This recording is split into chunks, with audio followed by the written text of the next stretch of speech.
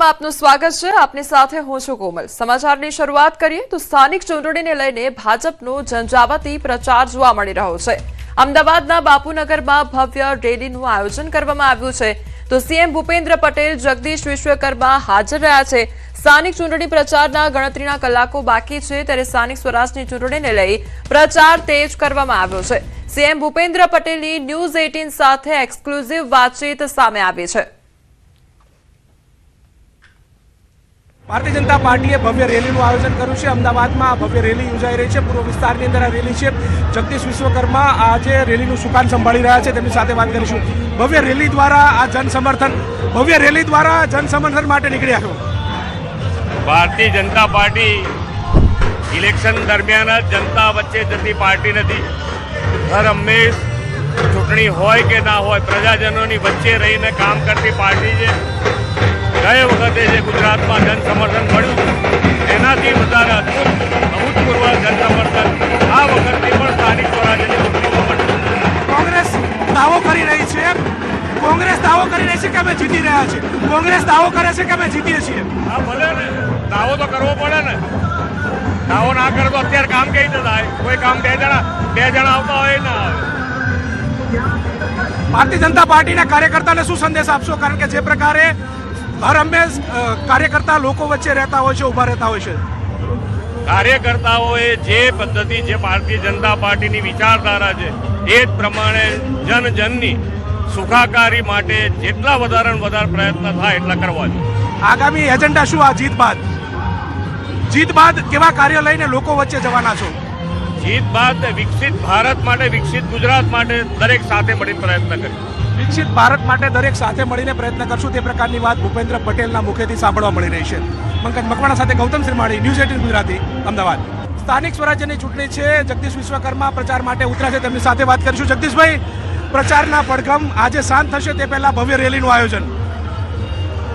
છેલ્લા 15 દિવસથી સ્થાનિક સ્વરાજ્યની ચૂંટણીમાં આખા રાજ્યની અંદર ભારતીય જનતા પાર્ટીના કાર્યકર્તાઓ એ પ્રચારમાં લાગ્યા હતા। આજે પ્રચારના પડઘમ શાંત થવાના છે અને મને સંપૂર્ણ ભરોસો છે જે રીતે ગુજરાતની 6.5 કરોડ જનતા છેલ્લા 25 વર્ષથી વિકાસની રાજનીતિને મહત્ત્વ આપતી આવી છે।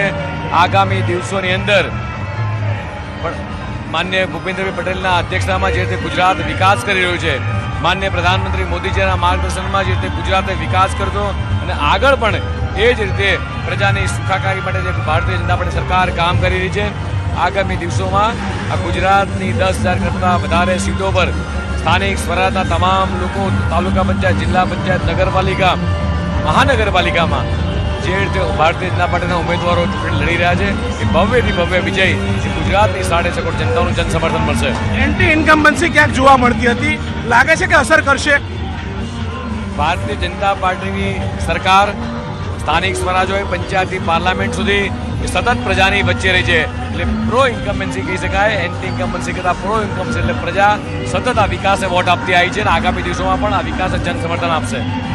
કોંગ્રેસે ગ્રામીણ ગેરંટી શરૂ કરી છે અને ગ્રામીણ ગેરંટી વચ્ચેથી લોકો વચ્ચે જવાનો પ્રયાસ કરી રહ્યા છે, એ કેટલું લાગે છે અસરકારક બને? કોંગ્રેસ ગ્રામીણ ગેરંટી આપી છે, એને કેવી રીતે જોઈ રહ્યા છો?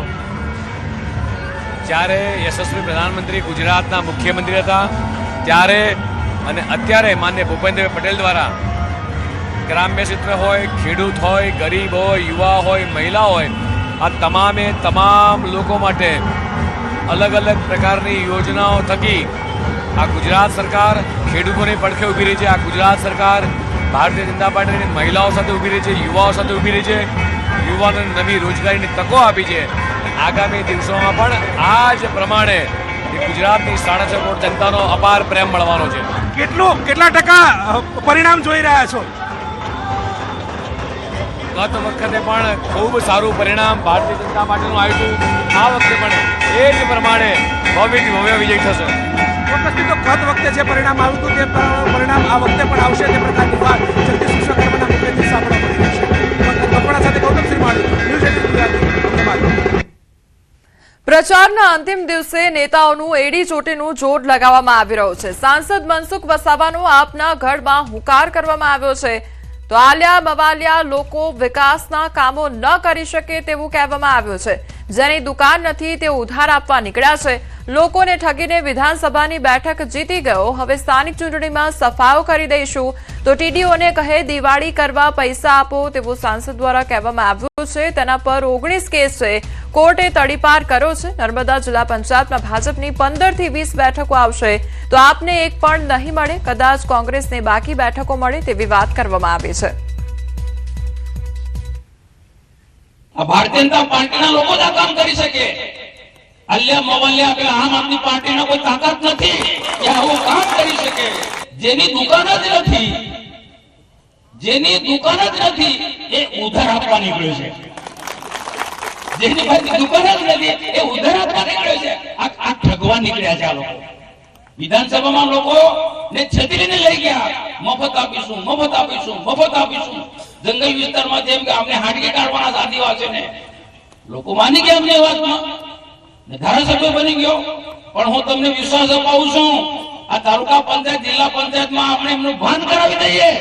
ગયા વર્ષે ટીડીઓને એમ કે ફોન કરીને કે ટીડીઓ મારી પાસે આટલા કાર્યકર્તા છે, દિવાળી કરવા માટે મને આટલા પૈસા જોઈએ અને 19 જેટલી એફઆઈઆર કરી એના પર 19 જેટલી અને કોર્ટે એના કારણે તડીપાર કર્યો છે.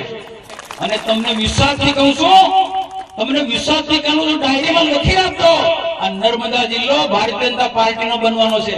જિલ્લા પંચાયત ભાજપની બને છે અને આંકડા સાથે કહું 15 થી 20 સીટો ભાજપની આવવાની છે.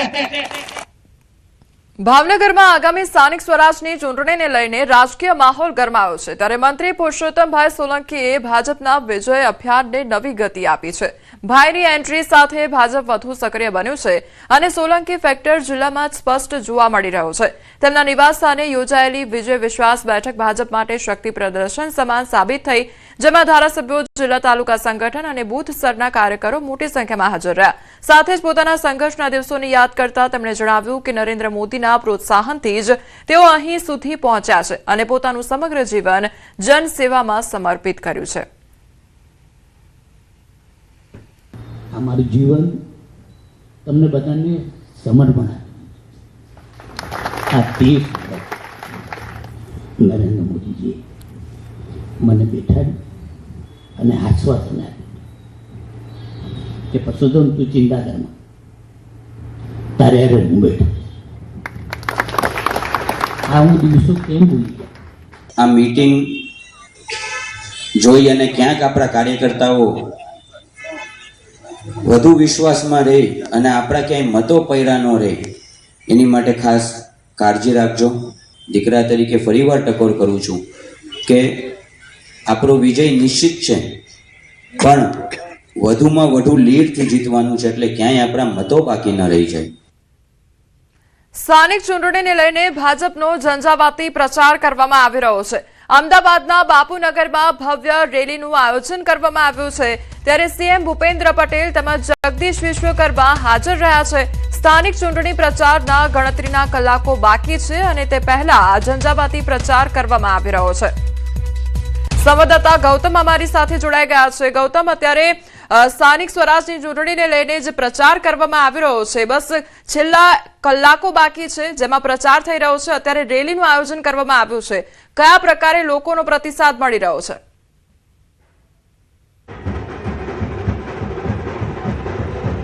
કોમલ, ઠીક 5 વાગે પ્રચાર પડઘમ શાંત થશે તે પહેલા ભારતીય જનતા પાર્ટી દ્વારા ભવ્ય આ રોડ શો જે છે તે અમદાવાદની અંદર કરવામાં આવી રહ્યો છે. આમ જોવા જઈએ તો અમદાવાદની વાત કરીએ તો અમદાવાદ રાજ્યની સૌથી મોટી મહાનગરપાલિકા છે અને મોટી મહાનગરપાલિકામાં ભારતીય જનતા પાર્ટી એડી ચોટીનું જોર લગાવી રહી છે. એટલે કે અંતિમ તબક્કાની અંદર પ્રચાર પ્રસાર પૂરજોશમાં ચાલી રહ્યો છે. ભારતીય જનતા પાર્ટી દ્વારા ખુદ મુખ્યમંત્રી ભૂપેન્દ્ર પટેલ, ભારતીય જનતા પાર્ટીના પ્રદેશ પ્રમુખ જગદીશ વિશ્વકર્માના ભવ્ય રોડ શો જે છે કરતા જોવા મળી રહ્યા છે. મહત્વનું છે સાથે ભવ્ય રોડ શોની અંદર લોકો પણ મોટી સંખ્યાની અંદર જોડાઈ રહ્યા છે. ઠેર ઠેર પ્રતિસાદ મળી રહ્યા છે. બાપુનગરના શ્યામ શિખરથી આ રોડ શોની શરૂઆત થઈ હતી. લોકો બાઇક સાથે જોડાયા હતા, પદયાત્રા સાથે જોડાયા હતા. ભારતીય જનતા પાર્ટીના કેસ સાથે, ભારતીય જનતા પાર્ટીના ફ્લેગ સાથે તમામ પ્રચાર કરતા ભારતીય જનતા પાર્ટીના કાર્યકર્તાઓ નજરે પડી રહ્યા છે. મહત્વનું એ છે કે 2021માં જ્યારે સ્થાનિક સ્વરાજ્યની ચૂંટણી યોજાઈ હતી તેમાં ભારતીય જનતા પાર્ટીને રાજ્યની અંદર સૌથી વધારે એટલે કે 90%થી પણ વધારે પરિણામ જે છે તે પ્રાપ્ત થયું હતું અને તે પરિણામ અકબંધ રહે તે માટે ભારતીય જનતા પાર્ટી દ્વારા એડી ચોટીનું જોર લગાવવામાં આવી રહ્યું છે. ઠેર ઠેર આ પ્રકારે નૃત્ય ગીત ગાતા ગાતા સ્વાગત કરતા જે છે તે પણ મહારથીઓ જે છે તે જોવા મળી રહ્યા છે. મહત્વનું એ છે કે ભારતીય જનતા પાર્ટી કોઈ પણ કાળે પ્રજા વચ્ચે રહી શકાય અને પ્રજાના કામો કેવી રીતે શકાય આ તમામ બાબતો સાથે ગેરંટી આપી અને પ્રજાની વચ્ચે રહેવાનો પ્રયાસ કરી રહ્યા છે. એટલે અંતિમ તબક્કાની અંદર પણ ભવ્ય રોડ શો થકી ભારતીય જનતા પાર્ટી જે છે તે એડી ચોટીનું જોર લગાવી રહી છે. કલાકો બાકી છે ત્યારે આ ભવ્ય રોડ શો થકી ભારતીય જનતા પાર્ટી જનતા વચ્ચે જઈ રહી છે. ત્યારે એન્ટી ઇન્કમ્બન્સીની વાત હોય તો એન્ટી ઇન્કમ્બન્સી કાઢવાનો પણ આ ભવ્ય પ્રયાસ સમાન ગણવામાં આવી રહ્યું છે. ત્યારે હવે જોવાનું એ રહેશે કે આવતીકાલ નહીં પરંતુ પરમ દિવસે જે ચૂંટણી જે છે તે યોજાવાની છે ચૂંટણીમાં કેવા પ્રકારનું મતદાન જે છે તે થાય છે. કારણ કે જે પ્રકારે અન્ય રાજ્યોની ચૂંટણી જોઈએ તો એમાં પણ રેકોર્ડ બ્રેક જે મતદાન થયું હોય તે પ્રકારના આંકડા આવી રહ્યા છે. પરંતુ ગરમી છે, ગરમીમાં હવે કેવા પ્રકારનું મતદાન રહેશે તે પણ જોવાનું રહેશે. પરંતુ આ વચ્ચે ભારતીય જનતા પાર્ટીનો ભવ્ય રોડ શો, લોકો પણ હોશે હોશે આવી રહ્યા છે અને ભારતીય જનતા પાર્ટીના કાર્યકર્તા પણ રોડ પર ઉતર્યા છે. રેલી થકી લોકો વચ્ચે જવાનો પ્રયાસ કરી રહ્યા છે. જી ગૌતમ, સમગ્ર માહિતી બદલ આપનો આભાર. વાવ થરાદમાં જિલ્લા કોંગ્રેસ પ્રમુખ ગુલાબસિંહ રાજપૂતનું નિવેદન સામે આવ્યું છે. પૂર્વ ધારાસભ્ય માવજીભાઈ પટેલ કોંગ્રેસ સાથે છે અને પક્ષને જીતાડવા માટે સંદેશો આપી રહ્યા છે. માવજીભાઈ બીમાર હોવાને કારણે પ્રચારમાં હાજર નથી, પરંતુ તેમના આશીર્વાદ કોંગ્રેસ સાથે હોવાનો દાવો ગુલાબસિંહ રાજપૂતે કર્યો છે. સ્થાનિક સ્વરાજની ચૂંટણીમાં કોંગ્રેસ એકજૂટ હોવાનો દાવો કરતા તેમણે 28 તારીખે પરિણામ બાદ રાજેશ્વર ભગવાનના મંદિરે વરઘોડો અને ગુલાલ ઉડાડવાની અપીલ પણ કરવામાં આવી છે. આજે કદાચ માવજીભાઈ આપણી વચ્ચે પ્રચાર કરવા નથી આવ્યા, પોતે બીમાર હોવાના લીધે, પણ કદાચ તમે કોઈને પૂછવો તો માવજીભાઈએ અત્યારે બધા લોકો